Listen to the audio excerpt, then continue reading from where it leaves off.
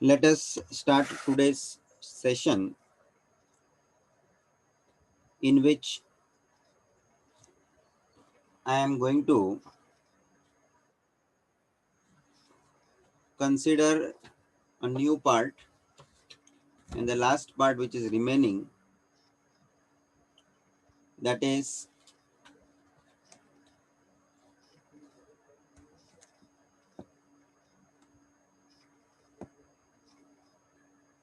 prove the statements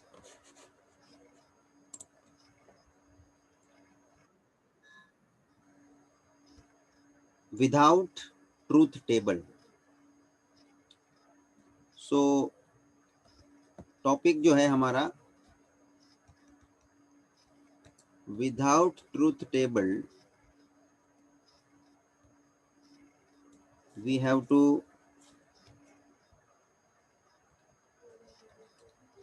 show the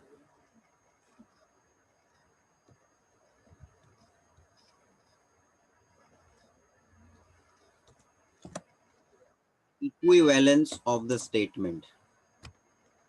अब विदाउट truth टेबल थोड़ा डिफिकल्ट हो जाता है क्योंकि ट्रूथ एक हमारे को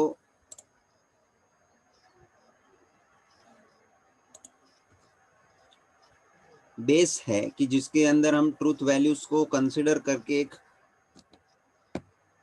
सिंपल तरीका जनरेट करते हैं कि भाई ये स्टेटमेंट का इक्विवेलेंस होना, वो एक हम ट्रूथ वैल्यू को एज्यूम करके.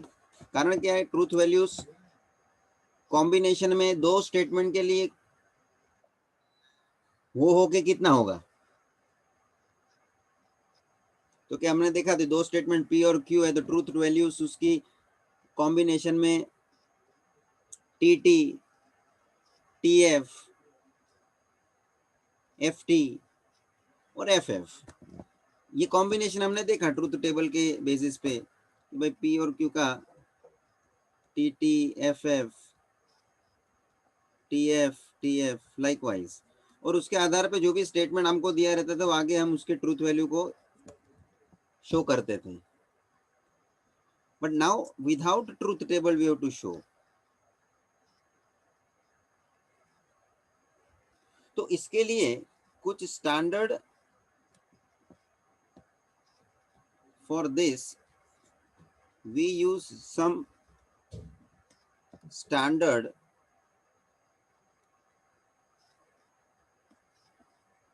rules, or you may say laws,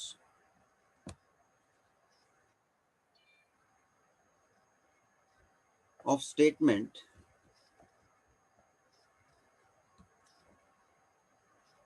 in logic.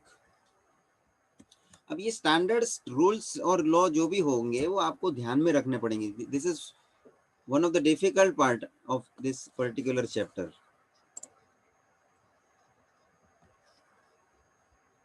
क्योंकि इतने लॉ को हमें ध्यान में रख के उसमें हमें एप्लीकेशन करके लेना है कि जिससे हम हमारा स्टेटमेंट को प्रॉपर्ली प्रूव कर सकें. तो ये लॉ क्या है, ये कौन से लॉ है, इसमें क्या चीज हमें ध्यान में रखनी है, याद रखना पड़ेगा क्योंकि अप्लाई करना है आपको. और वो भी अप्लाई इस प्रकार से करना है कि अकॉर्डिंगली राइट हैंड साइड का स्टेटमेंट शो दैट हो सके. लॉ तो है, अप्लाई कुछ भी लॉ क्या आप यूज करके कर सकते हैं, लेकिन टारगेट अपना राइट हैंड साइड का अपने को लाना है. This is the main target of your application कि भाई खाली ऐसा ही एप्लीकेशन करते नहीं बैठने का है. Application should be done in such a manner that you can bring your right hand side as required. तो दिस इज टफ जॉब ये, क्योंकि एक बार लॉ भी अपने को ध्यान में रखने हैं और अप्लाई कौन सा होगा ये भी डिसाइड हमको ही करना है. चलिए मैं बातें शुरू करता हूँ. यू विल फाइंड आउट कि भाई पहले हम लोग लॉ के बारे में, ये रूल्स के बारे में बात करते हैं. सो सबसे पहले I am going to discuss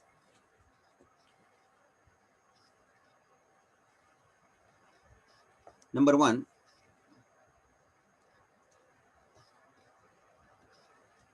associative law, associative law.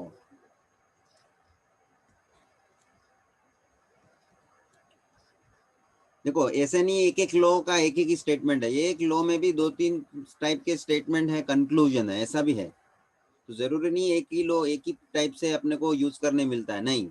एक लॉ नाम से वो एक नाम है, लेकिन उसके अंदर और दो तीन वेरिएशन आपको देखने मिल सकते हैं। वन और more than one variation you may find under specific law. और कुछ 9-10 10-11 कुछ लॉ है टोटल। चलिए ध्यान में लेते हैं अपन एसोसिएटिव लॉ। ये first one, P or bracket Q or R can be written as P or Q or are.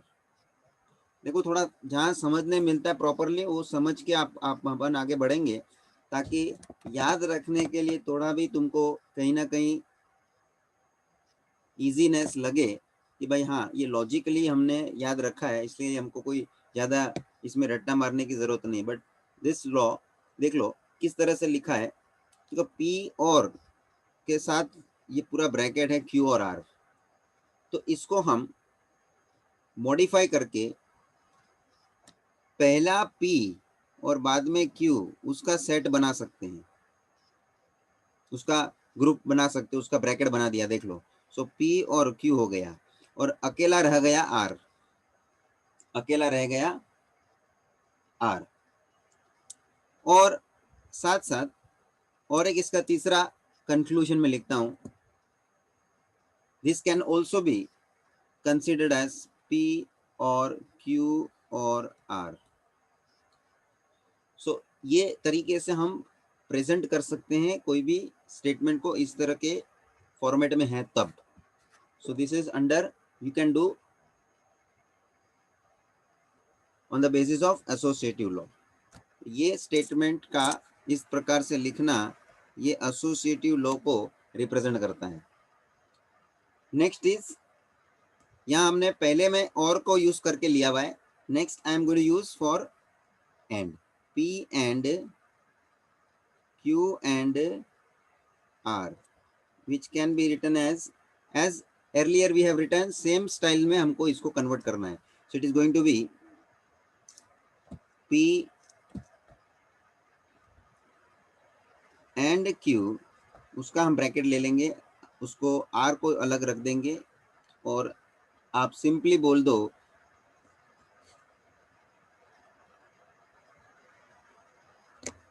P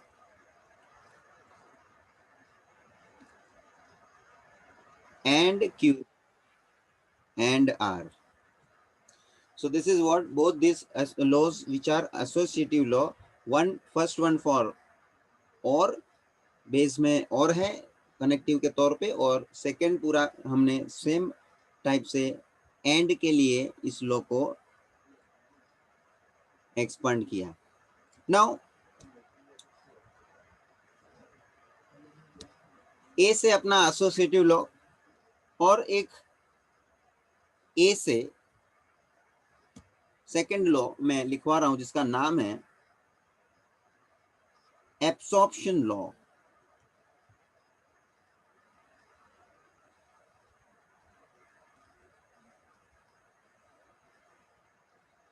absorption law, absorption law number 1, P or bracket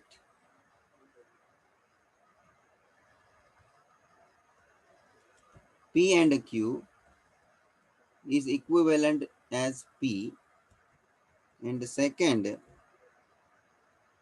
P and P or Q is equivalent as P. This is alphabet ए से मैंने दो law बता दिए, absorption law ये और पहला था associative law. तो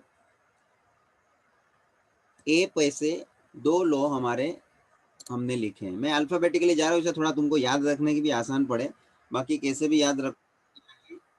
चलिए ऑर्डर में जाएंगे अल्फाबेटिकली, डी पे से कुछ नहीं, सी में आइए। तो है पहला commutative law, that is third one, heading दीजिए commutative law.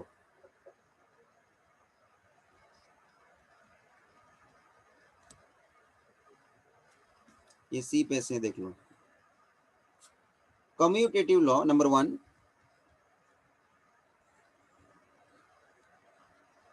P or Q can be written as Q or P. And secondly, P and Q can be written as Q and P. खाली देखो ना, position ही change किया है ना। P and Q के लिए लग सकते हैं हम Q and P, and P or Q के जगह पे लिख सकते हैं हम Q और P। एक और के लिए है, एक एंड के लिए है। मेन मुद्दा लॉ का ध्यान में रखने का है। चलिए, सो सी पे से ये हो गया commutative law. There is next one also from letter C, C पे से ही है, that is we call it as complement law. जैसे हमने कॉम्प्लीमेंट्री इवेंट पढ़ा था प्रोबेबिलिटी के लिए, कॉम्प्लीमेंट लॉ ये नाम हुई, उसी तरह से कॉम्प्लीमेंट लॉ।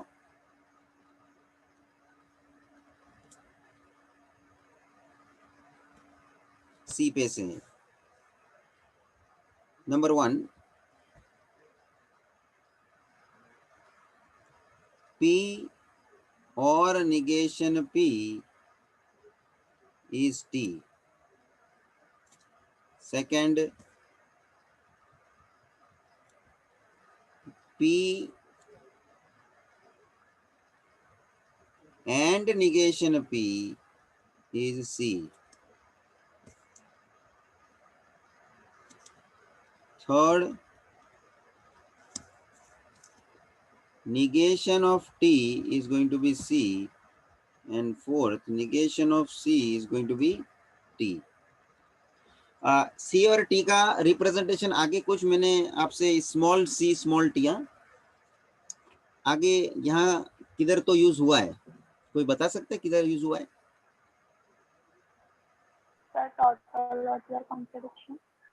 टोटोलॉजी और कॉन्ट्रडिक्शन, बट कहाँ यूज हुआ है इसका आपने नाम बताया।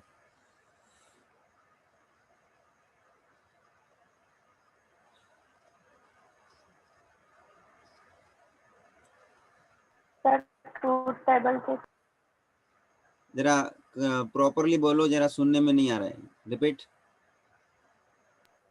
सर ट्रूथ टेबल के टाइम जहाँ पे सारी लास्ट कॉलम की वैल्यू ट्रू होती है या फॉल्स होती है। किस कॉन्सेप्ट में? Truth table, truth table. Truth table में, ट्रूथ टेबल में ऐसा था क्या सर? ड्यूअलिटी में। ड्यूअल में, ओके। अब जरा निकालो ना सब थियोरी, सबको मेरे को बोलना पड़ता है क्या? ड्यूअल का जरा पढ़ो तो, मैंने जो लिखाया है। क्रिश,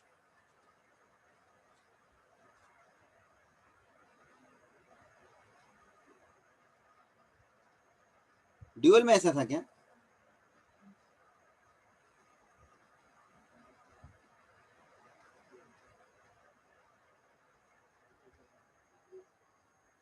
कोई रिपीट करता नहीं है, मेरे को तो समझ में नहीं आ रहा है।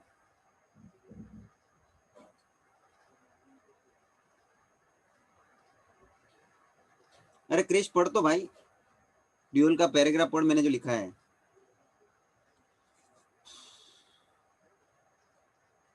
Yes, sir. Dual of a statement is to be obtained by interchanging conjunction with disjunction and disjunction with conjunction, whereas negation will remain as it.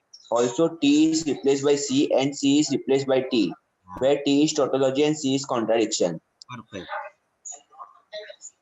सही है।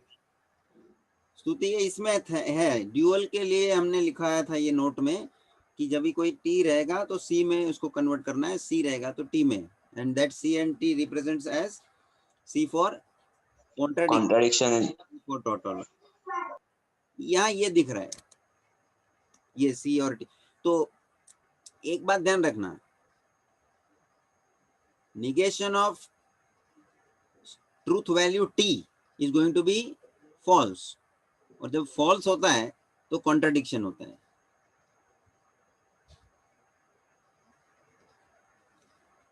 और negation of c that is false is going to be true t, और true truth table में true value के लिए t हम लिख रहे हैं, दैट इज टोटोलॉजी। तो टोटोलॉजी के लिए स्मॉल टी यूज किया है, बाकी कैपिटल टी तो उसका ट्रूथ वैल्यू ट्रू के लिए हम लोग यूज कर रहे हैं। आप लोग कंफ्यूजन नहीं करना दोनों में। और दूसरा जो है, जो कंटिंजेंसी की बात कर रहे हैं हम, वो उसका अपोजिट हो गया। चलिए, तो ये दो लास्ट के मैंने जो है आपको एक्सप्लेन किया। उसके पहले दो, जिसमें फर्स्ट वन जो है P और निगेशन P, और दूसरे में है P एंड निगेशन, खाली एंड और का फर्क है। अब देखो ना, आपको पता है कि समझो P स्टेटमेंट ट्रू होता है और निगेशन P उसका उससे उल्टा फॉल्स हो जाता है, तो ट्रू और फॉल्स ट्रू होता है, और ट्रू होने के कारण वो टोटोलॉजी होता है। मैं फर्स्ट को एक्सप्लेन कर रहा हूं, जरा समझ लो। समझ लीजिए P स्टेटमेंट ट्रू है, तो P के जगह पे T रखेंगे तो T और negation T will give you T or F। T or F बोलेगा तो ट्रू, और ट्रू बोलेगा तो जिसका true value truth value true है वो टोटोलॉजी है, इसलिए T आया। समझ लीजिए P का ट्रूथ वैल्यू फॉल्स है, F और निगेशन F, तो ये हो जाना है F और T। वापस F और T बोले तो आ गया ना दोनों के केस में टोटोलॉजी। ये कभी मैंने ये शो किया आपको फर्स्ट के अंदर, फर्स्ट स्टेटमेंट के लॉ में। अब सेकंड में भी आप देख लो, सेकंड में इसी तरह से आप और के लिए शो करना है। समझ लीजिए, अब ये सेकंड स्टेटमेंट के लिए मैं अज्यूम करके बता रहा हूँ। समझ लीजिए P स्टेटमेंट ट्रू है, तो क्या हो जाएगा, T and negation T, T and F, T and F बोले तो F, और F बोले तो कॉन्ट्राडिक्शन। भाई साहब, उसी तरह से आप ट्रूथ वैल्यू F लेके भी देखेंगे, you are going to have that conclusion. Now coming to the next law,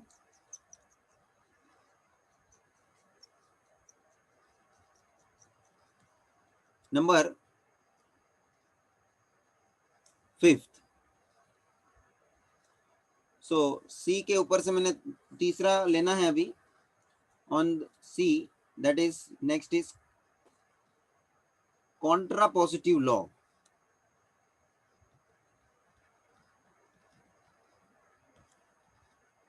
और इसका दूसरा नाम भी है कंडीशनल है, conditional law.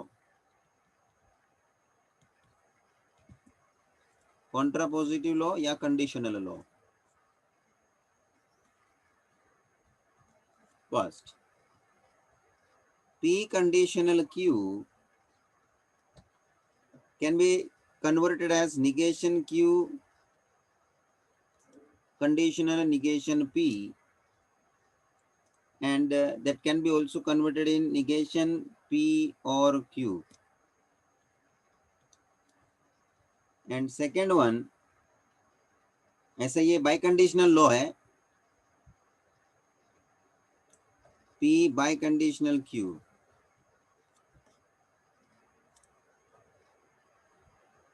that is P conditional Q and Q conditional P, that can also be written as negation P or Q and negation Q or P। ये कुछ याद रखना पड़ेगा, इसका अपने पास कोई ऑप्शन नहीं रहेगा when we use in the questions specifically। तो ये दो लॉ हो गया अपना, अरे दो टाइप का वेरिएशन इसके अंदर आ गए, कॉन्ट्रापोजिटिव लॉ। तो सी पे से 3 आ गए, ए पे से 2 associative law, absorption law, then third and fourth and fifth are commutative, complement and contrapositive law. Next alphabetically आगे बढ़ते हैं and directly I am coming to next one, that is De Morgan's law. De Morgan's law. Number 1, negation of P and Q can be written as, जब negation अंदर जाएगा, आपको सबको मालूम है डी मॉर्गन्स लॉ उस प्रकार से, जैसे प्रोबेबिलिटी में भी हमने इस्तेमाल किया हुआ है डी मॉर्गन लॉ, बट उसके पैटर्न में यूज किया हुआ है, but the context is remaining be same, because जब हम ये निगेशन अंदर ले लेंगे, then this negation will be applicable to P, then this negation will be applicable to the symbol that is the connective, और वो और का वो एंड कर देगा, और लागू होने के बाद नेक्स्ट Q को भी वो निगेशन लागू हो जाएगा। एंड सिमिलरली आप समझ सकते हैं, if the negation is applied in the statement pattern P and Q, in that also same way से आप उसके अंदर निगेशन अप्लाई कर दें, निगेशन P, अब ये एंड का और हो जाएगा, निगेशन Q हो जाएगा। ये दो लॉ हो गए अपने De Morgan's law. De Morgan's law, so C के बाद डी, डी पे ये डी मॉर्गन्स लॉ, और एक दूसरा मेरे को डी पे से देना है। मैं आगे बढ़ूं, नेक्स्ट पेज पे आता हूं, that is distributive law.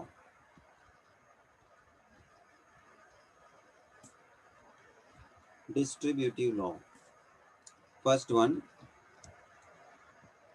P or bracket Q and R, that can be written as, अब जैसे देखो ये P आप अंदर ब्रैकेट के अंदर ले लोगे, मतलब ब्रैकेट ओपन हो जाएगा, तो एक प्रकार से P का पहले रिलेशन ये पहले Q से होगा, सो P और Q बैठेगा यहाँ पे, बीच में निशानी कौन सी है, क्योंकि ये एंड की, और वही P आगे बढ़ेगा R के साथ रिलेट होगा, then it will be P और R।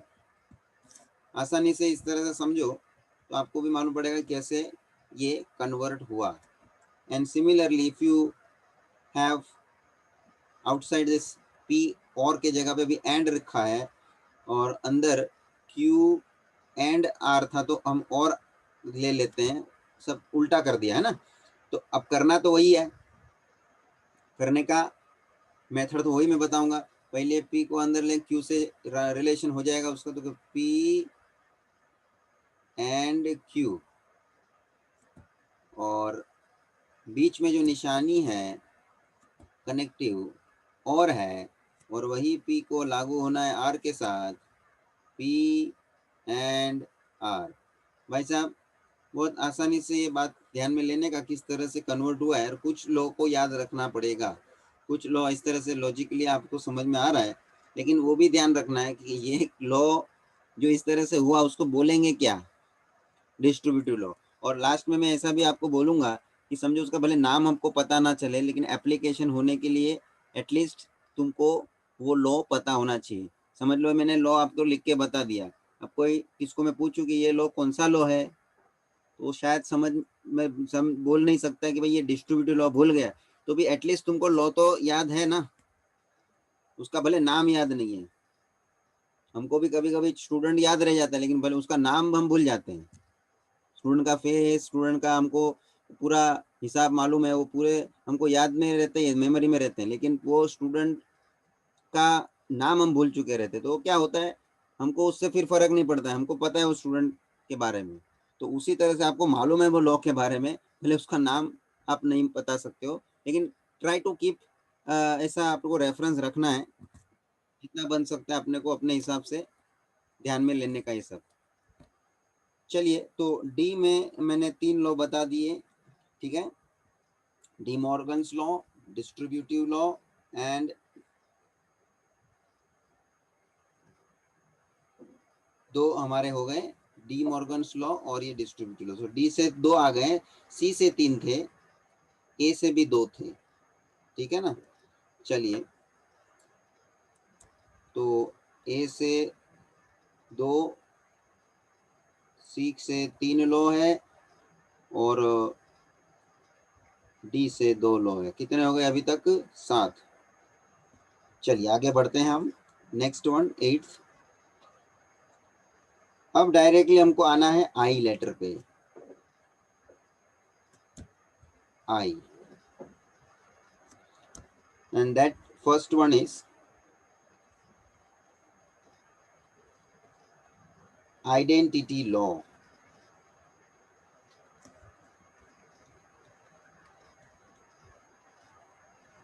Identity law. Number 1, P or C is going to be P.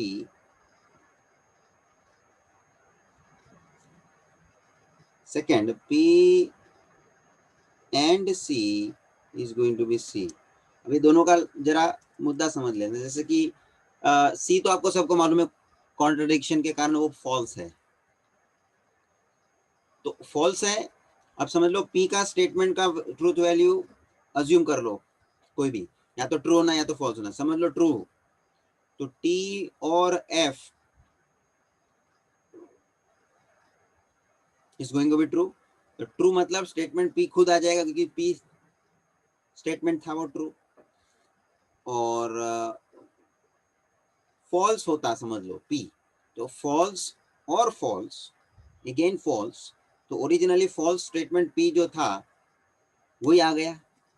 उसी तरह से आप चेक करने का सेकंड में, जब भी आप P को एंड के साथ C कॉन्ट्रडिक्शन के लिए ले रहे हो और उसके साथ आप एंड का कनेक्टिव कंसिडर कर रहे हो, तो एट दैट टाइम समझो P का मैं ट्रूथ वैल्यू T अज्यूम कर रहा हूँ, T एंड C मतलब फॉल्स, तो it is going to be false.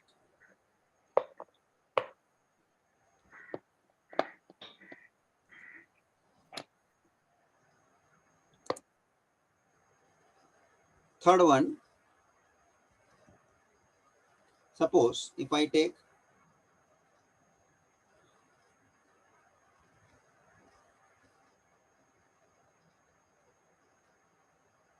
ये दोनों को मैंने C के साथ कनेक्ट करके लिया है ना, अभी C के साथ साथ दूसरा क्या हो सकता है? T, तो क्या होता? ये भी तो हो सकता है ना, T भी हो सकता है, so that can be T, and if this will be in and connective, then it will be P। और चेक करने के लिए मैंने आपको बात बता दिया कि P स्टेटमेंट इसमें आपके पास अब अजम्पशन के लिए बनता है कि भाई उसका ट्रूथ वैल्यू या तो T है या तो फॉल्स, उसके हिसाब से अज्यूम करके check it, resulting you are going to get this particular conclusion. तो this is our identity law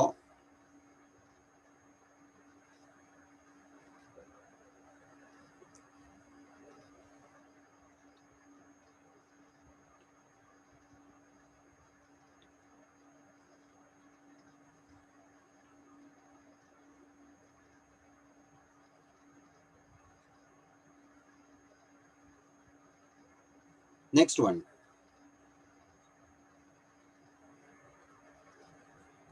ninth one, that is involution law.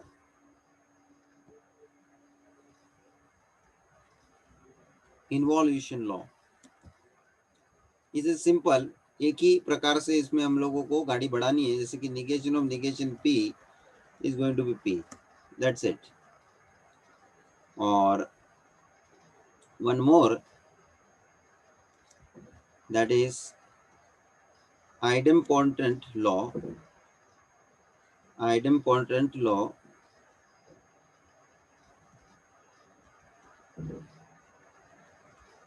in which number one, P or P is going to be P. As simple you can say now, P and P is going to be P. इसमें कोई बात जरा सोचने में कुछ आने वाला नहीं, बहुत सिंपल हो गया है ना। तो ये कुछ इस प्रकार के लॉ का हमारा इस्तेमाल होना, जिसमें कि मैंने आपको ये इजीली अपने को समझ में आता है। इसमें भी लॉजिक का बात नहीं है कुछ, निगेशन ऑफ निगेशन P, इसमें भी मैंने ट्रूथ वैल्यू रख के आपको डायरेक्टली ये एक्सप्लेन किया। याद रखने में आना, ये भी मैंने आपको एक्सप्लेन किया कि कैसे अंदर ले लेना है डिस्ट्रीब्यूटिव लॉ में। So each of this you can remember it properly this way. Next previously D Morgan law भी मैंने आपको एक्सप्लेन किया किस तरह से वो अंदर ले लेना। हाँ, खाली बहुत जरूरी वाला मुद्दा है कॉन्ट्रापोजिटिव लॉ, वो आपको याद रखना जरूरी रहेगा, इसका इम्पोर्टेंस आपको ज़्यादा रहेगा as far as you to remember this, किस तरह से आपको याद रखना। एंड दैट कॉम्प्लीमेंट लॉ भी मैंने आपको समझाया, उसमें ट्रूथ वैल्यू डाल के एक एक्सप्लेन किया, तो आपको ये भी लॉजिकली आप अंडरस्टैंडिंग में ले सकते हैं। एंड देन कम्यूटेटिव लॉ में भी कुछ था नहीं, उल्टा खाली करने का, P और Q है तो Q और P लिख सकते हैं, and so on for and also. And absorption law, ये आप ध्यान रखें या ध्यान में लेना है कि इसको भी किस तरह से हमें कंक्लूजन में लाना है। और फर्स्ट वन एसोसिएटिव लॉ, ये भी मैंने आपको बताया लॉजिक कि P के साथ पहले इसका हम ब्रैकेट बना के ले लेंगे और R को अलग कर देंगे। यहाँ पे भी उसी तरह से पहले के खाली और में और एंड का कनेक्टिव का यहाँ पे डिफरेंस है, बाकी the way we have written is basically same. और लास्ट में हम तीनों को विदाउट ब्रैकेट भी लिख लेंगे इस तरह से, है ना। तो ये भी आपको मैंने लॉजिक बता दिया। Only this two parts, two laws you have to remember it properly, that is the second one. And then lastly the contrapositive law which I have shown. contrapositive law किधर गया, ये रहा फिफ्थ वन। बाकी जितने पे मैंने star किया हुआ है, these all are you can just understand with the logic, understanding आपका है तो, और ये दोनों आपको खाली याद रखने का क्योंकि ये थोड़ा अटपटा है। अच्छा, तो आई पे से लास्ट में कितने लो हो गए, 3, और टोटल कितने लो हो गए हमारे 10। खत्म। ये थोड़ा याद रखने के लिए तुमको मैंने ये बना के लिया है, बाकी तुम्हारी मर्जी किस तरह से आपको ध्यान में लेना है। और एट द एंड में थोड़ा इसके ऊपर और भी एक आध मुद्दा बोल दूंगा जो तुमको भी धीरे धीरे समझ में आने वाला है कि क्या मैं बोलूँगा।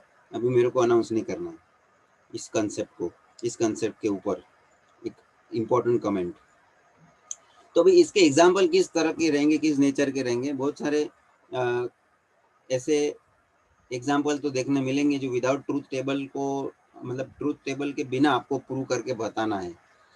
Late us start our few example. में एक आध दो एग्जाम्पल लेना चाहूँगा, then I will begin our exercise part.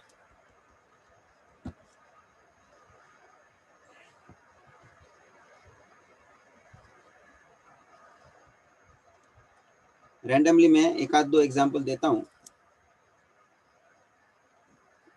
Heading आपको इस तरह से लिख के बोलते हैं, विदाउट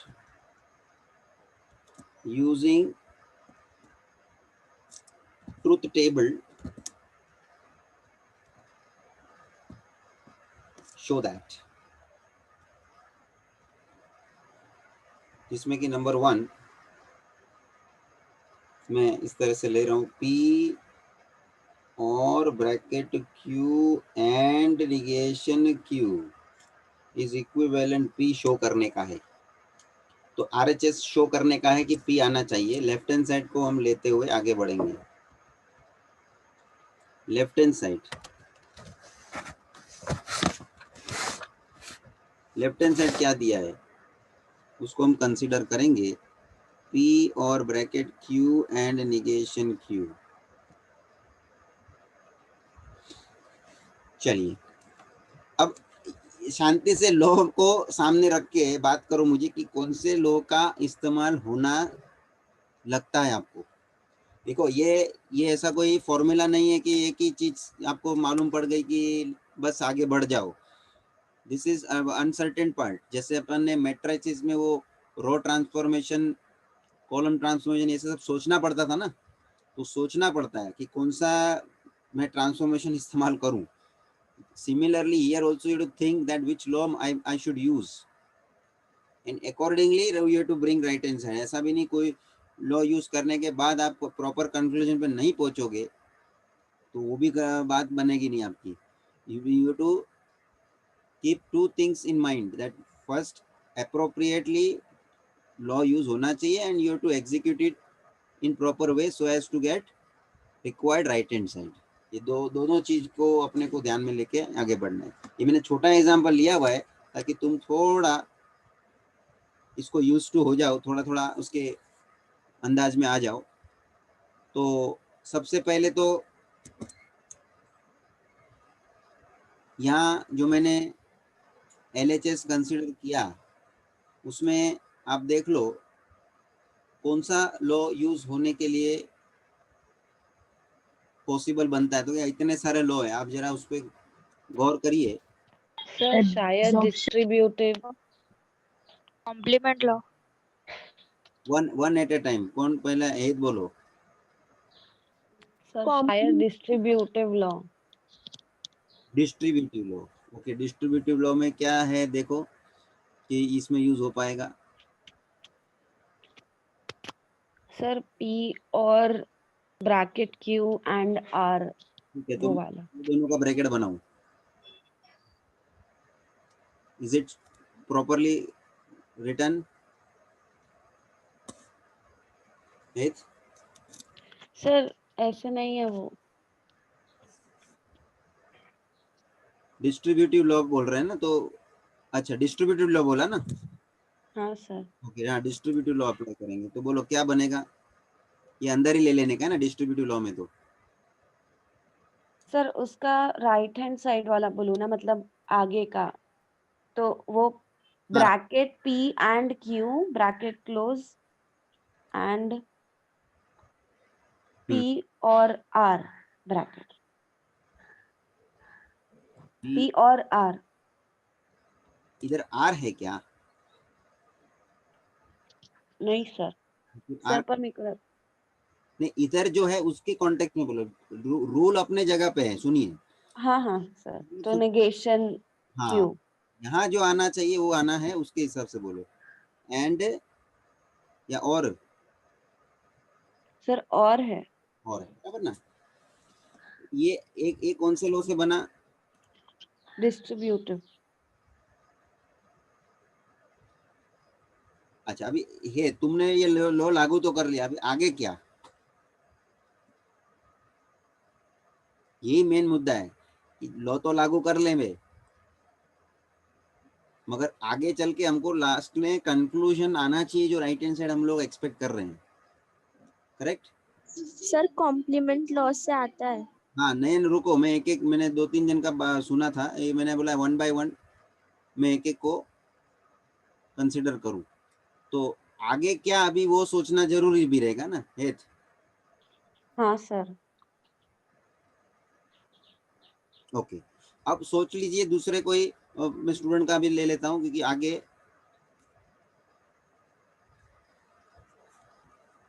तो मैं डायरेक्टली यहाँ पे दूसरे सॉल्यूशन के पॉइंट ऑफ व्यू। नयन बोलो, which law you are talking about?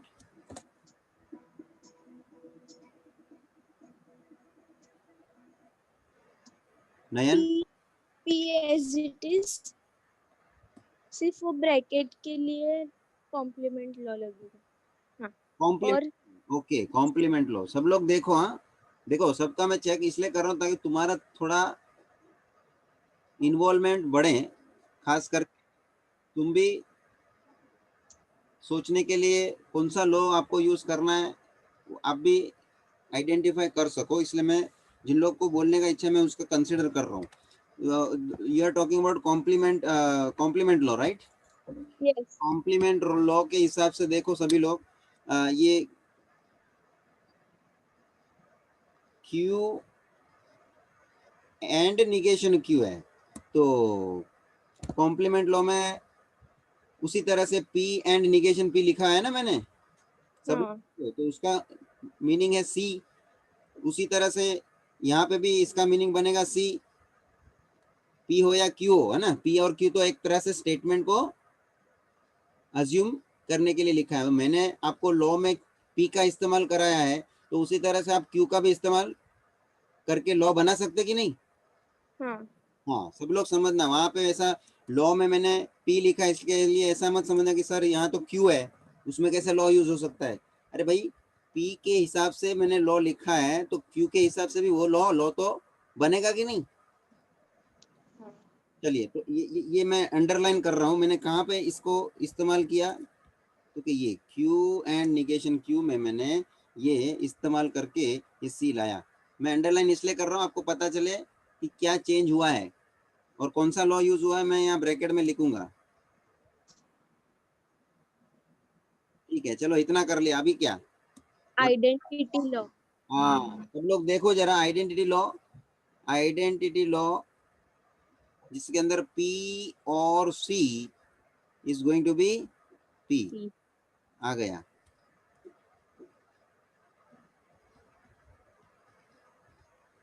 भाई साहब, एज RHS यू गॉट, ये इस तरह से थोड़ा अपने को लॉ कौन सा इस्तेमाल हो और राइट हैंड साइड में आ सको, उस पर तुम्हारे को फोकस में लाना रहेगा। अपना अप्रोच पूरा इस तरह से है। थोड़ा ये डिफिकल्ट भी है, ये आइडेंटिफाई करना, अप्लाई करना, कौन सा यूज करना है, वो भी डिसीजन लेने का भी आपको होना चाहिए प्रॉपरली। सब लोग लिख लो प्रॉपर, ये बीच का वो मत लिखना directly, this you don't write. But हाँ, कभी ऐसा भी हो सकता है कि कुछ दूसरा लॉ यूज होके भी आप ये राइट हैंड साइड लेके आ सकते हैं, तो वो भी सॉल्यूशन वैलिड हो सकता है, आई मीन टू से।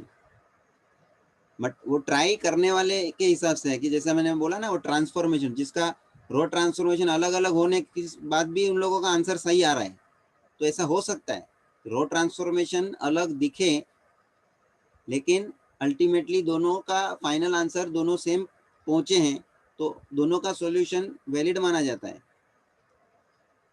तो यहाँ पे भी ऐसा हो सकता है कि आपने कुछ दूसरा लॉ यूज करके आगे बढ़ा हो और फिर भी आपने कंक्लूजन लेके आया हो, या दूसरे स्टूडेंट ने कोई दूसरे लॉ से आगे बढ़ा हो और वो भी अपना कंक्लूजन लेके, हाँ वैलिड, हाँ it should be validly done, क्योंकि ऐसा नहीं लॉ यूज करने का मतलब कुछ भी हम यूज कर रहे हैं, लॉ का इस्तेमाल करके ले रहे हैं, तो अप्रोप्रिएट होना है, उसका एप्लीकेशन प्रॉपर दिखना है। तो इसका ऐसा मतलब नहीं कि एक ही सोल्यूशन हो सकता है, there can be multiple solutions also as per differently law is applied, तो उसका उस तरह से वेरिएशन दिख सकता है। चलो और एक मैं एग्जांपल लेता हूँ, हो गया लिख के? हाँ सर। चलिए नेक्स्ट क्वेश्चन में एग्जांपल लेता हूँ। P और negation P and Q equivalent P or Q, right hand side आपको ये प्रूव करना है। चलिए LHS P और negation P and Q, चलिए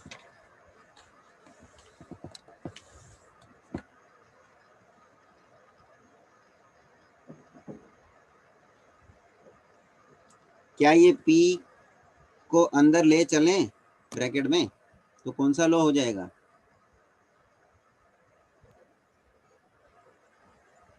distributive law. Distributive law, very good.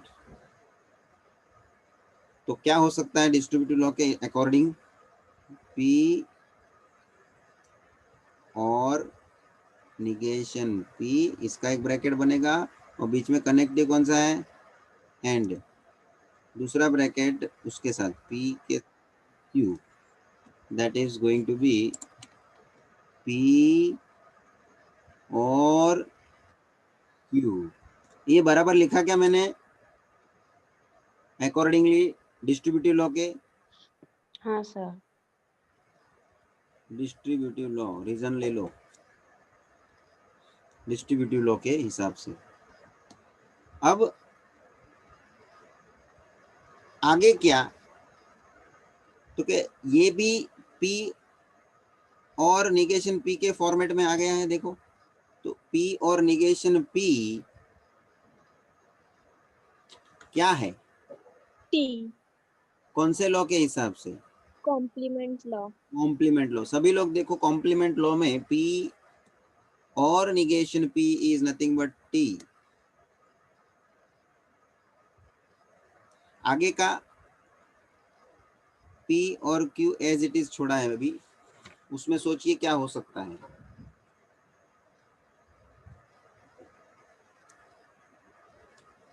अभी इतना कर लिया और इसमें कौन सा लॉ यूज हुआ वो लिख लो, that is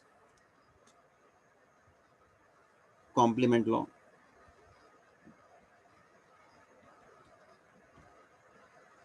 and then last one, इसके बाद क्या हो जाएगा? तो T and bracket P and Q। आपके पास लॉ है, आप सामने रख के मेरे को बताओ। सर पी और क्यू का क्यू और पी नहीं हो सकता? Which law? कम्यूटेटिव। हाँ तो हो सकता है, फिर क्या? सर इसमें एसोसिएटिव लॉ शायद। वन एट ए टाइम, एक जन एक जरा जो बोला है उसको जरा मुझे आगे बढ़ा लेने दो, बाद में कुछ दूसरे का मैं आगे बोलता हूँ। P और Q को मैं Q और P लिख सकता हूँ ना। आगे क्या? Then what next?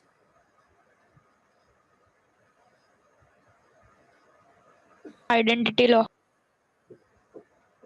इसके बाद आइडेंटिटी लॉ यूज करूं। देखो आइडेंटिटी लॉ में क्या है, सब लोग आइए। अच्छा इसके पहले हेत ने कुछ बोला, वापस से कुछ बोलना है तो रह गया हो बोलने का कुछ? नहीं सर वो नहीं होगा।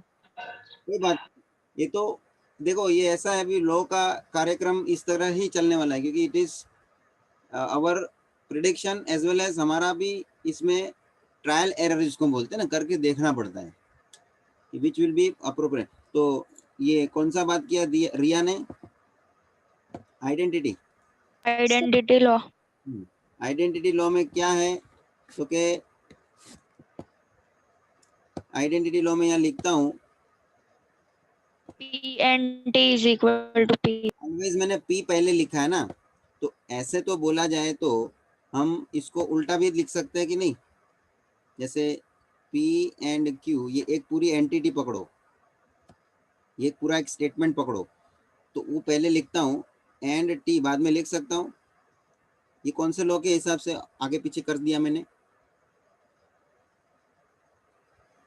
Commutative law. Yes, commutative law, right है। अब देखो मेरा पहला ये स्टेटमेंट आया, इसको मैं पूरा का एक P पकड़ता हूँ और ये बाद में है T, बीच में है and according to this identity law P, ये पूरा एक P पकड़ो ऐसा मानने के लिए, हाँ समझने के लिए, पूरी एक एंटिटी है। तो P and T it is going to be P।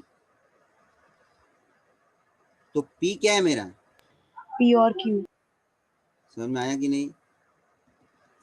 Identity law, रिया बराबर है। मगर इसमें एक नजरिया आपने बनाया है, देखा कि नहीं? पूरे ब्रैकेट को मैंने एक स्टेटमेंट पकड़ा है, पूरा एक ब्रैकेट एक सिंगल स्टेटमेंट है, ऐसा मैंने मान के एंड टी उसके साथ रिलेट करके आइडेंटिटी लॉ को अप्लाई करा. So P and T is going to be P, but P itself is whole bracket P or Q, and that will be as it is. ये समझ में आने वाला है पॉइंट, तभी तब तुम लोग इसमें इन्वॉल्व होंगे. हाँ सर इसमें अलग से भी कर सकते हैं ना? बोलो ना कुछ मतलब मेथड होए तो. सर इसमें डिस्ट्रीब्यूटिव लॉ से कर सकते हैं आफ्टर द कॉम्प्लीमेंट लॉ वाला जो पॉइंट है. कॉम्प्लीमेंट लॉ के बाद डिस्ट्रीब्यूटिव लॉ. हाँ सर, तो फिर T एंड P और T एंड Q आ जाएगा. अच्छा मैंने, ठीक है. अच्छा वापस डिस्ट्रीब्यूटिव लॉ यूज करके ले रहे हैं. तो देखो ना, देखो you are going to use properly. जो भी लॉ यूज करते हो करके देखने का, आपको कंक्लूजन मिलना चाहिए. तो ये स्टेप से बोलते हैं क्या, ये कॉम्प्लीमेंट्री लॉ के बाद? हाँ सर. हाँ करके देखो. मैं मेथड दिखा रहा हूँ, यहाँ से देख लो. और यहाँ से अपन एक और मेथड बता सकते हैं जो होता है, तो मैं भी ट्राई कर रहा हूँ आपके कहने से. तो T and bracket P or Q, इसमें कौन सा रूल बोला आपने? डिस्ट्रीब्यूटिव. हाँ सर, डिस्ट्रीब्यूटिव. हाँ तो डिस्ट्रीब्यूटिव से क्या हो जाएगा? T and P P, bracket right, और T T and Q. Q. Very good, मिल गया अपने को accordingly distributive law. Sir now identity law से P and T equals to P very and T and Q equals to Q. So P or Q हो जाएगा. Good. तो T and P ये आपका पी हो गया ऐसा. हाँ सर, और P and Q that is equals to Q. Very good. आ गया. देखो, तो इसके अंदर और इसके अंदर फिर हमने कौन सा लॉ यूज किया? आइडेंटिटी. सब लोग अल्टरनेटिव लिख के ले लो, खाली आपके नॉलेज के लिए. तो ये दूसरा तरीका भी बन गया.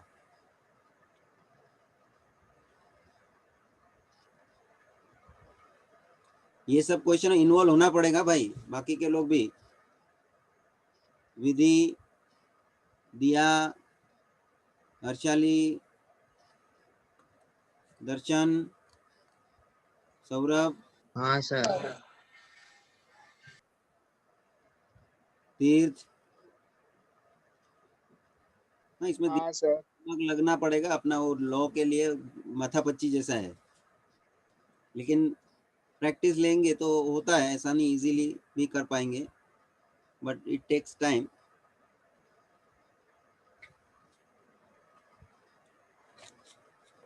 सभी मैं एक्सरसाइज के क्वेश्चन में आता हूँ विदाउट वेस्टिंग मोर टाइम. मतलब कि और कोई एग्जांपल लेने जैसा मेरे पास है तो मैं बाद में लेता हूँ. बाकी एग्जांपल इसके भी है ही एक्सरसाइज के करने के लिए.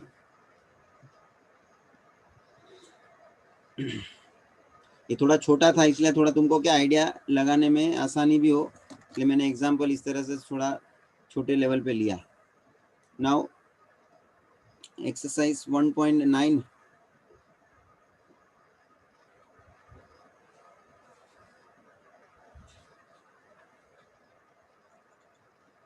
टोटल आपके पास इसमें 9 क्वेश्चन है ऐसे. चलिए लेट अस बिगिन. ये लिख के हो गया सबका? चलिए exercise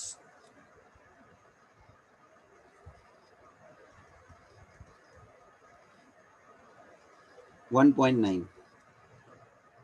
Question number first. Without using truth table, show that.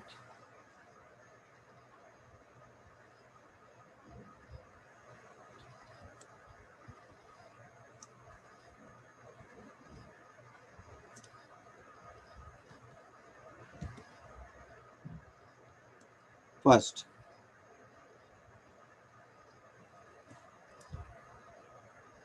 P biconditional Q is equivalent with P and Q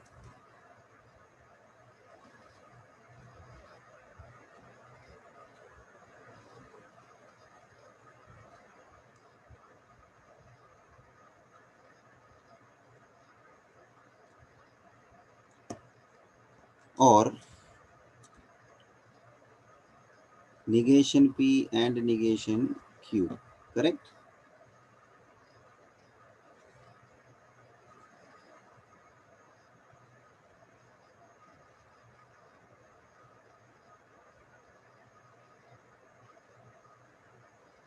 चलिए लेफ्ट हैंड साइड लेते हुए आगे बढ़ेंगे और ये देखो मैंने जो आपको कंडीशनल लॉ लिखाया है उसमें एक बाई कंडीशनल लॉ भी है, इन्वॉल्व है उसी में, उसको हम उपयोग में लेंगे. So what is that? P conditional Q P conditional Q bracket में है and and bracket open Q conditional P bracket close that's it. Sir अगर इज इक्विवेलेंट वो उसका दूसरा कंक्लूजन है, वो अपने को कोई भी एक लेने का है और उसमें आगे बढ़ना है. अच्छा ओके. कौन बोल रहा है दूसरा? नयन हाँ सर, बोलो क्या बोल रहे हैं? अगर आगे वाला कंक्लूजन लिया तो चलेगा इसकी तरफ. आगे वाला यूज करके लिया चलेगा ना, डायरेक्टली वो भी ले पाएंगे, ऐसा कोई बात नहीं है. ओके. इसका कुछ कॉन्टेक्स्ट बैठता है क्या, तो कि डायरेक्टली आगे वाला ही ले लो, वो भी बेटर है. हाँ, उससे थोड़ा अपने को और आगे सोचने मिलता है. अब ये एक काम करो, आगे वाला ही ले लो, बेटर है.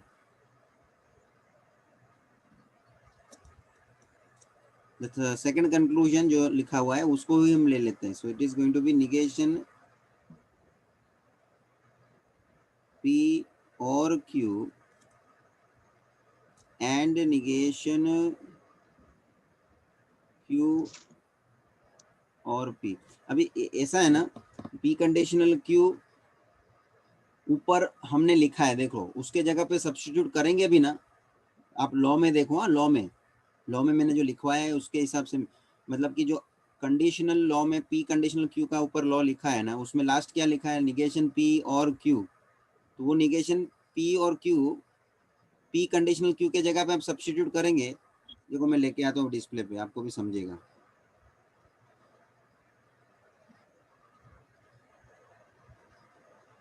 कंडीशनल या तो कंट्रापोजिटिव लॉ. तो ये देखो, ये जो P कंडीशनल Q है उसके जगह पे ये लिखा है, P कंडीशनल Q का नीचे लिखा है, दिखा है. और उसी तरह से Q कंडीशनल P का भी इसके जैसा बना के ले लेंगे अपन इसके हिसाब से. तो उसके नीचे ये लिख सकते हैं हम. सब लोग बराबर देख लो. हाँ, तो ये ऐसे बोला जाए तो बाई कंडीशनल में कंडीशन जब आया है तो कंडीशनल का लॉ यहाँ उसमें रिप्लेस करके आपने ये लॉ बना दिया, तो नया लॉ बन गया बोलने के लिए, लेकिन है तो वो उसी सब्स्टिट्यूशन के आधार पे निकला हुआ. तो कोई नया नहीं किया मैंने काम. वो P कंडीशनल Q का ये जो आंसर था, वो ये जो स्टेटमेंट है, वो इसके अंदर मैंने रिप्लेस करा है. इफ यू प्रॉपरली सी, क्योंकि once it is P conditional Q and another bracket it is Q conditional P, just you have to change its order and you have to formulate this law. तो आपका ये conclusion ultimately आना है और वही मैंने लेके आगे बढ़ना है. उसके हिसाब से मैं, मतलब ये पहले ये लिखूं फिर उसके बाद ये लिखूं, उससे बेटर है आई am going for this one, last one. समझ में आया? चलिए, तो हाँ, ये अपने को लिखने का रीजन में which law we have used? Conditional law और contrapositive law, you may write conditional law और कॉन्ट्रापोजिटिव लॉ. चलिए, अब आगे सोचना है कि मेरे को इसमें क्या चेंजेस करने मिलता है.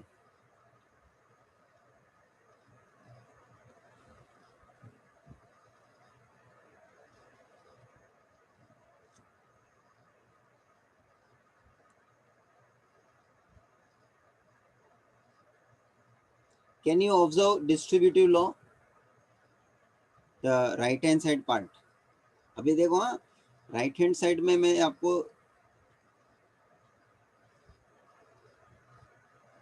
इसलिए बोल रहा हूँ देखने के लिए क्योंकि it is similar to that right hand side.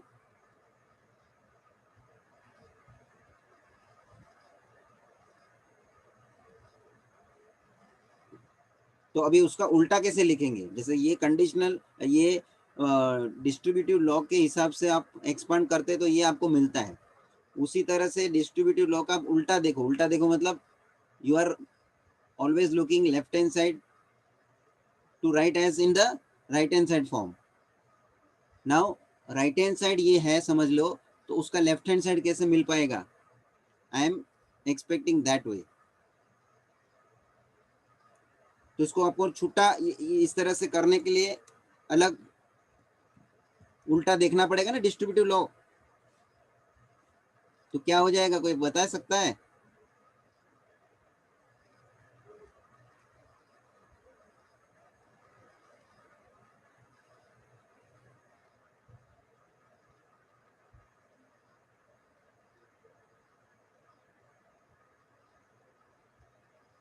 सोचिए.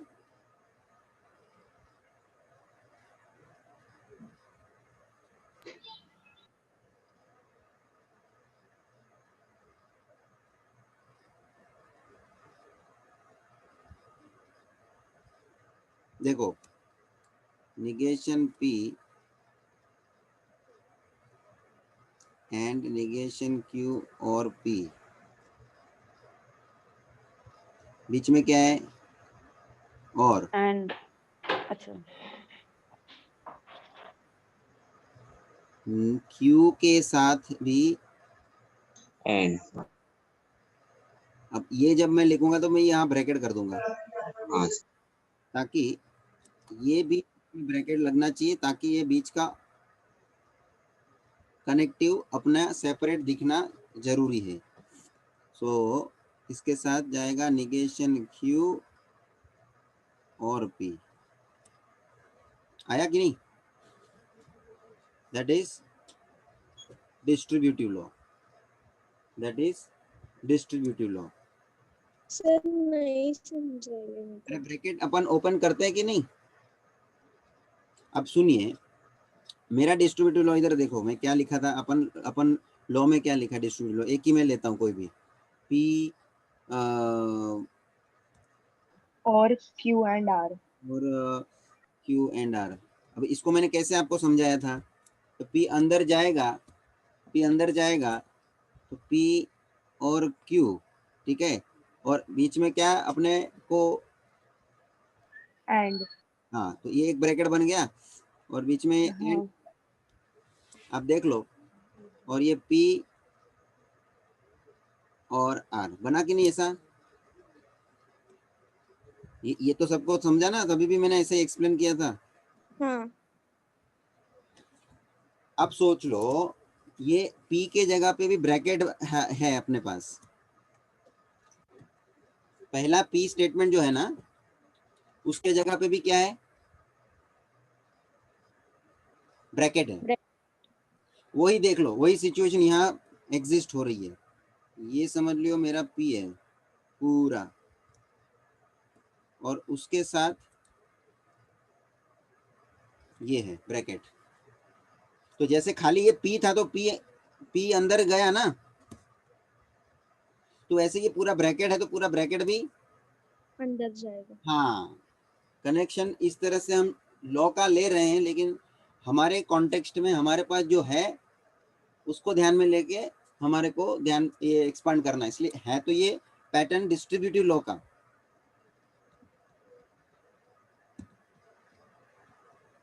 समझ ले बराबर सब लोग. थोड़ा अपने को सोचना पड़ेगा इसमें. ऐसा ही कोई डायरेक्ट लॉ तुमको नहीं दिखने मिल जाएगा कभी भी क्वेश्चन के अंदर. क्वेश्चन अपने स्टेटमेंट से बनता है, अपने हिसाब से बना हुआ है, अपने को उसमें लॉ यूज करना है.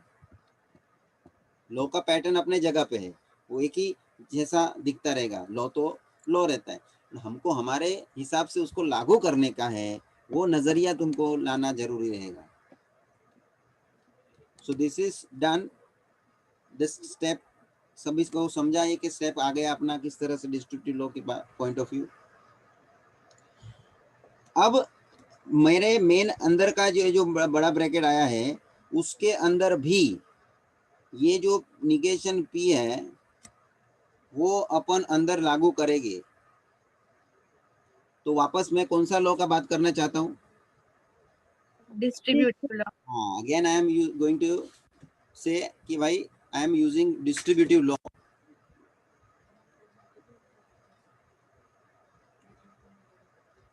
समझ में आ रहा है?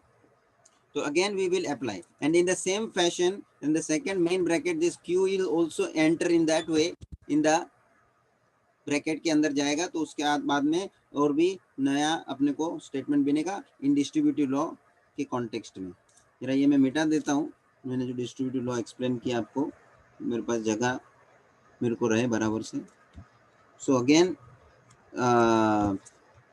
ये स्टेटमेंट का हमारा पास क्या बनेगा, ये निगेशन पी अंदर जाएगा, negation P and negation Q, बीच में कौन है और bracket negation P and P, ये पूरा एक पूरे ब्रैकेट का बात चला, ब्रैकेट कंटिन्यू रहेगा और बीच का ये और तो और है ही ये कनेक्टिव, वापस नेक्स्ट ब्रैकेट में ये क्यू अंदर जाएगा, उसी परिस्थिति में आएगा वो Q and negation Q, connective है बीच का और क्यू एंड पी।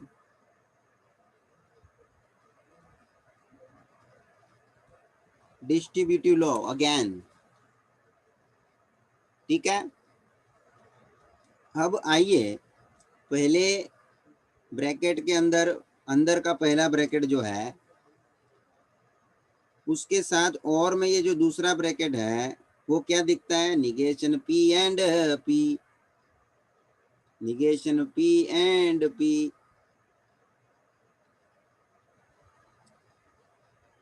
ये निगेशन पी एंड पी क्या होएगा, कौन से लॉ से? Complement law. Complement law. देखो मैंने कॉम्प्लीमेंट लॉ में ऐसा लिखवाया है, देखो कि P and negation P is C, तो P एंड निगेशन P के जगह पे आप उल्टा कर सकते हैं ना, निगेशन P एंड P। हाँ। तो वो कौन से लॉ से अपन करेंगे, जो करेंगे तो कम्यूटेटिव लॉ। वेरी गुड नयन। लेकिन मेरे को मालूम है वो कम्यूटेटिव लॉ यूज करके भी अल्टीमेटली वो कॉम्प्लीमेंट लॉ में ही जाने वाला है, तो मैं डायरेक्टली कॉम्प्लीमेंट लॉ लागू कर दूं क्या? हाँ। वही बात है, तो मैं डायरेक्टली लिखना चाहूंगा पहला ब्रैकेट एज इट इज,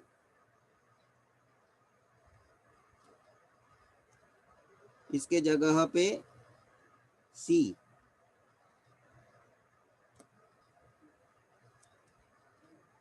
और यहाँ पे भी वही कॉम्प्लीमेंट रूल लागू होएगा, Q एंड निगेशन Q, वापस से C आया ना, और Q एंड P जारी रहेगा। भाई यहाँ तक समझ में आया? कौन सा लॉ लिखूं भाई? आप भी जरा अंडरलाइन करना, क्योंकि लॉ लागू किया हुआ आप रीजन में लिख रहे हो वो बात सही है, लेकिन लॉ लागू कहाँ हुआ, किस जगह पे हुआ, वो कौन बोलेगा? तो वो देखने के लिए आपको अंडरलाइन काम में आएगा। देख लो भाई जी, this is under complement law, complement law, correct. अब आगे का बोलो क्या बन सकता है? Identity law. आइडेंटिटी लॉ बराबर है, किधर? पहले ब्रैकेट में दोनों, इसको आइडेंटिटी लॉ में देखो, आइडेंटिटी लॉ क्या बोलता है? आइडेंटिटी लॉ बोलता है P और C। तो मान के चलो ये पूरा स्टेटमेंट जो है ब्रैकेट है जो पूरा मेरा P है, यस। आप भी मांगते तो पेंसिल से ऐसा करके ले लो भाई, ताकि आपको रेफर करने के टाइम ये सब हाईलाइट होते हुए फटाफट रेफर हो सके, ध्यान में आ, नहीं तो ध्यान में बाद में आता भी नहीं। कभी कभी ऐसा भी होता है कि ये आया था कहाँ से, लिख के रखेगा बराबर से, नोटेशन में तुम्हारा रहेगा नोट डाउन किया हुआ, तो तुमको ही काम में आएगा। सो ये कंप्लीटली स्टेटमेंट पी पकड़ लो और सी है, पी और C according to identity law it is going to be P. So our P is what? negation P and negation Q. तो बस हमको हमारा पी हमको लिख देने का, इसके साथ ब्रैकेट जारी रखने का, क्योंकि बाद में ये कंटिन्यूएशन में है। और ये भी देख लो सी और आगे का जो ये स्टेटमेंट है उसको पी पकड़ के ले लो, सी और पी, बोलो पी और सी, बोले तो पी, P. बोले हमारे लिए पी, हमारा P, Q and P. And P, क्या बोलूं, रीजन में identity low,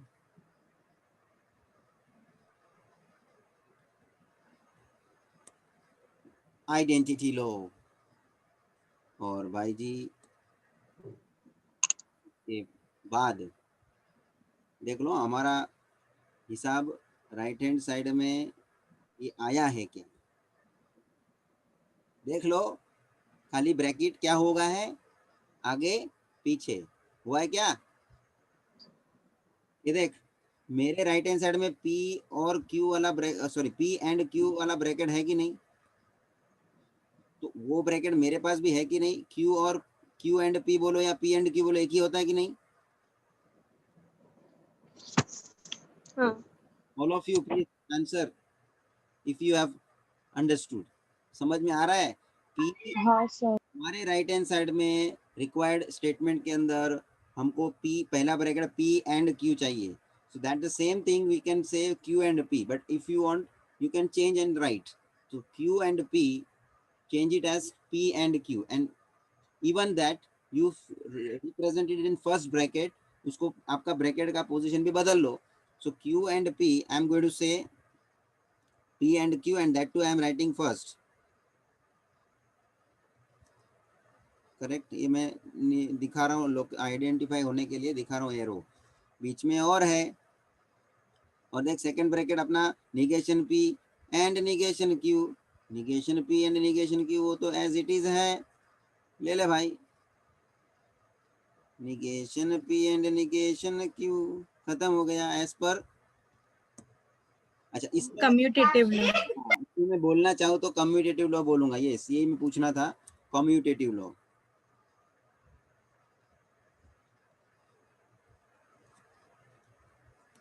and that is what your RHS। समझ में आया? ये हो गया हमारा हाँ. Question first.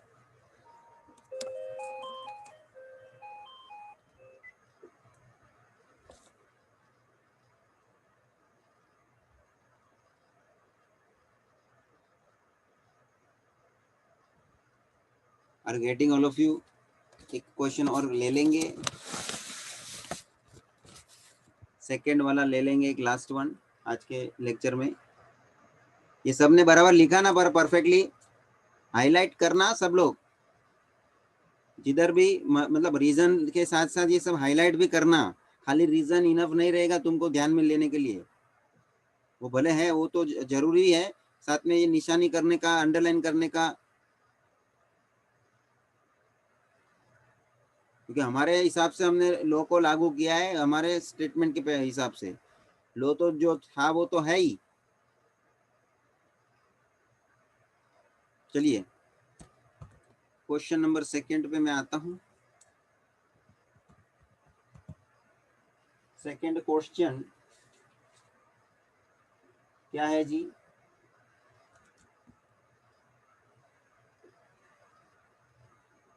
P and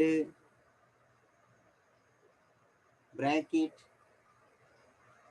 negation P or Q,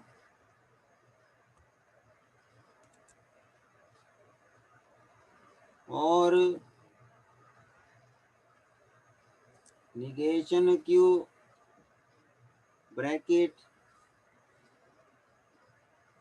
ये निगेशन क्यू को ब्रैकेट में रखा हो क्योंकि वो निगेशन है करके हमने ब्रैकेट में रखा है, इज इक्विवेलेंट पी,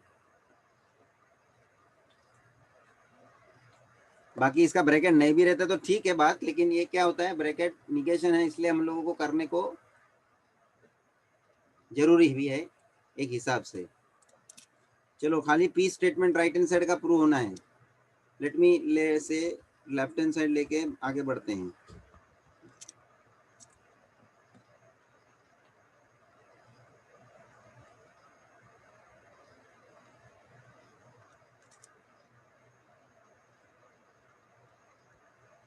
चलिए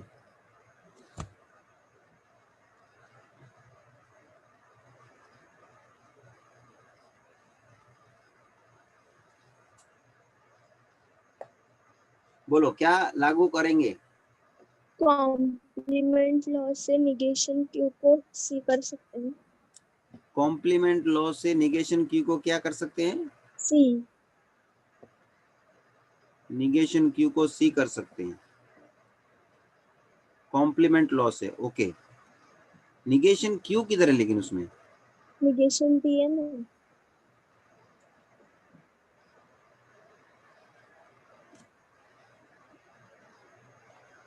कॉम्प्लीमेंट लॉ मेरे को जरा आने दो तो कॉम्प्लीमेंट लॉ में मैं क्या लिखा हूं, क्या आप मेरे को बता रहे हैं?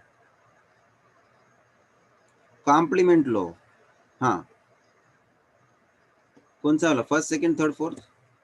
थर्ड। हाँ, अभी यहाँ क्या है? Negation T. क्वेश्चन में क्या है? Negation Q. क्यू क्या होता है? A statement. हाँ। मगर ये टी क्या है? Total tautology. नयन, तो okay. Can't say any statement as tautology अपने तरफ से। टी का इस्तेमाल तो एक प्रकार से टोटोलॉजी के हिसाब से यूज हुआ है। T is not a represented as a statement, whereas q in our case is a statement. Perfect? हाँ। ये बस सर एसोसिएटिव लॉ, एक मिनट आता हूँ हेत रुक। तो ये मिसकंसेप्शन पे ध्यान ले लेना, कोई ऐसा समझ के आगे ना बढ़े। परफेक्ट? हाँ सर। हाँ बोल हेत। सर एसोसिएटिव लॉ ले सकते हैं हम लोग। एसोसिएटिव लॉ लेंगे, किधर लेंगे? ये अंदर एसोसिएटिव लॉ लागू करेंगे। हाँ सर अंदर लेंगे, ये जो नेगेशन पी और क्यू और नेगेशन क्यू है वहां पे। चलिए मैं उसको अंदर लेने के हिसाब से, बराबर ना? हाँ सर। कौन सा एसोसिएटिव लॉ? नहीं सर एग्जैक्टली मेरे को पी नेगेशन पी को बाहर निकालना है और क्यू और नेगेशन क्यू का अंदर लेना है। करेक्ट, तुम्हारा अप्रोच सही है। सब लोग ध्यान दे दो, ये मेन ब्रैकेट के अंदर पूरे में एसोसिएटिव लॉ के पैटर्न में इसको लेके हम दो ब्रैकेट में दो स्टेटमेंट को जो लेना है वो मैं ये क्यू को और ये निगेशन क्यू को ले लेता हूँ और निगेशन पी को अकेला छोड़ देता हूँ। So how it will be considered कि निगेशन पी अकेला रह जाएगा, बीच में और है, और ब्रैकेट में कौन आ जाएंगे? क्यू और निगेशन क्यू। और एक बात ध्यान रखना, कॉमनली जी जो एसोसिएटिव लॉ का अपन जब एप्लीकेशन करते हैं, सब लोग को एक हिंट जैसा दे देता हूँ कि ये दिखने में भी आपको भी पता चलेगा कि जब हम एसोसिएटिव लॉ का यूज करने का सोचेंगे तो सभी में देख लो कनेक्टिव सेम है, या तो और है या तो ये भी एक है कि एसोसिएटिव लॉ दिमाग में लागू करने के लिए आना भी चाहिए तुमको। कभी कभी ऐसा होता है सर हाँ समझ में आया, सब पूरा समझ में आया, लेकिन खुद से करने में या अपने को अप्लाई करने के लिए माइंड में वो लॉ आना उस समय जरूरी भी रहता है। तो वो कैसे आएगा, that is depending on your practice. एक बात ध्यान रख लेना।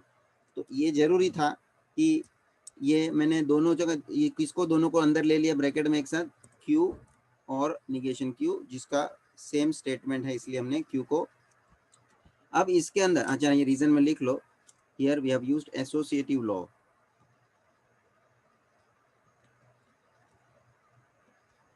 देन ये जो ब्रैकेट में क्यू एंड क्यू और नेगेशन क्यू जो आया है उसमें हम क्या कर पाएंगे, Q complement law. Complement law कर, तो कॉम्प्लीमेंट लॉ के आधार पे क्यू और निगेशन क्यू, जैसे हमने लिखा है पी और negation P, same way Q T हो जाएगा।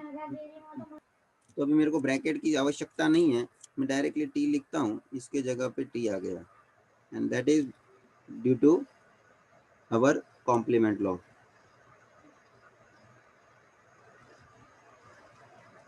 हाँ, राइट हैंड हमने पी चाहिए, सिर्फ ध्यान रखें, आगे बढ़ता हूँ।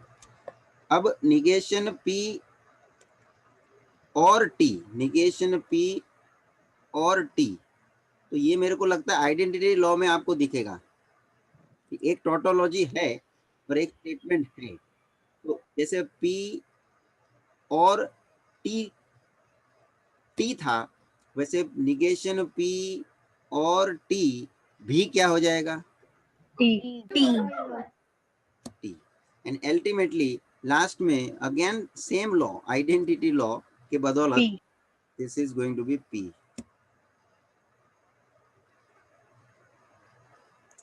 P and T, and this both we have applied identity law.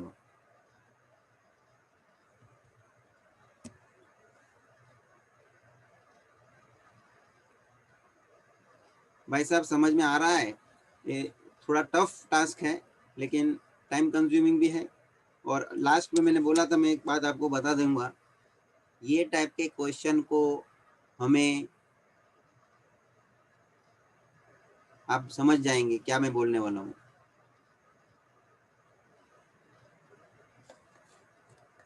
ये क्या बोलने वाला हूँ मैं, ये टाइप के क्वेश्चन को हमें प्रैक्टिस में लेना होगा। वो आइडल बात कर दी। विधि क्या बोलने वाला हूँ मैं, इम्पोर्टेंस देना चाहिए। इम्पोर्टेंस देना चाहिए। हाँ, और कुछ क्रिश, स्टार्टिंग में सॉल्व करना चाहिए। स्टार्टिंग में सोल्व करना चाहिए। कृति तू बोल। सर इसको मार्क करना चाहिए सो दैट सिमिलर क्वेश्चंस में से ये सिमिलर नहीं है तो अच्छा ठीक, ऐसा। एग्जाम में ज्यादा नहीं आएगा, में डालना चाहिए। ऑप्शन में छोड़ देना चाहिए। हाँ क्रिश सही बोल दिया, ऑप्शन में छोड़ना चाहिए। क्यों सर? अरे इसके ऊपर मगजमारी कौन कर बैठेगा, इतना टाइम जाएगा तो। वही अपन को नहीं आने का है ऐसा नहीं है, मैंने इसको सिखाना है, मगर जब इसके सामने कोई ऑप्शन में आपको ऐसा क्वेश्चन मिलता है जो आप उसमें उससे आधे टाइम में कर पाओ, इसके अंदर कितना टाइम जाएगा पहले से मालूम है क्या? नहीं sir. How much time you are going to spend that is not been decided, तो आप लोगों को अनसर्टेन रह के क्या करने का, ultimately you will be confuse sometimes, कभी नहीं भी आएगा कंक्लूजन, तो आप उल्टे का थोड़ा क्या बोलते हैं जरा नर्वस भी होने लगेंगे, तो उसका इम्पैक्ट दूसरे क्वेश्चन पे भी हो जाता है, मालूम है। So better is to avoid this type of question taking in the option, because बाकी के क्वेश्चन आपको करने के लिए होने वाले हैं, मिलने वाले हैं अपार्ट फ्रॉम दिस, बिकॉज बाकी का सब में तो हमने करा ही है, करना ही है हमको, हमने डिसाइड करना ही है कि भाई बाकी के क्वेश्चन को तो हमको छोड़ना है ही नहीं। इसको हमने किया भी है लेकिन छोड़ने के पॉइंट ऑफ व्यू किया इसलिए कि अपने नॉलेज में अपने को होना चाहिए, और छोड़ने का इसलिए क्योंकि टाइम का भी मैनेजमेंट अपने को एग्जाम का देखना पड़ता है। मैंने शायद मैट्रिसेस में भी ये रो ट्रांसफॉर्मेशन वाले क्वेश्चन के भी अंदर भी मैंने बोला है एक आध दो बार, इफ पॉसिबल ऐसा केसेस में कि भाई आपको ऑप्शन में दूसरा ऐसा क्वेश्चन मिल जाता है कि जो उससे कम टाइम में होने वाला है और आपको आता है, तो वाई टू वेस्ट। आपको ऐसा भी नहीं कि वो रो ट्रांसफॉर्मेशन वाला क्वेश्चन नहीं भी आता है, वो भी आता है और वो भी आता है, तो कौन सा करने का, दूसरा। जो टाइम कम हमारा वेस्ट हो उससे उसके हमको जाने का। तो ये आपको एक सलाह थी कि ये टाइप के क्वेश्चन में अपने को बच के रहने का है, इससे थोड़ा अवॉइड होकर के लेने का है, उसको ऑप्शन में छोड़ने का आग्रह रखने का है। बाकी अपन पूरा एक्सरसाइज करेंगे, सब क्वेश्चन सॉल्व करेंगे, ठीक है। इवनिंग को हम कंटिन्यू करते हैं। Thank you.